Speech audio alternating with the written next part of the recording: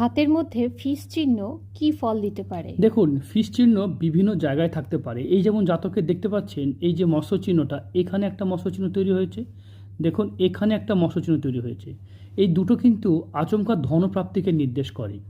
যদি রবির ক্ষেত্রে এরকম ফিস চিহ্ন থাকে, এটাও কিন্তু নাম, যশ, খ্যাতি এবং সুনামকে নির্দেশ করে। শনির ক্ষেত্রে যদি এরকম ফিস চিহ্ন থাকে, ব্যবসায়িক ক্ষেত্রে প্রচুর অর্থবান হতে দেখা যায়। রাহুর ক্ষেত্রে থাকলে আচমকা হঠাৎ প্রাপ্তি হয়ে জীবন কিন্তু বিরাট সাকসেসকে নির্দেশ করে। তাই হাতে ফিস চিহ্ন বিভিন্ন জায়গায় বিভিন্ন ক্ষেত্রে থাকে। হ্যাঁ, অনেক সময় আবার দেখা যায় ফিস চিহ্ন উল্টো হয়ে থাকতে, মানে এরকমভাবে নিচের দিকে থাকে। সেই ক্ষেত্রে কিন্তু নেগেটিভ ফল পেতেও দেখা যায়, মানে জীবন আচমকা তাদের ডাউনফলের দিকে চলে যায়।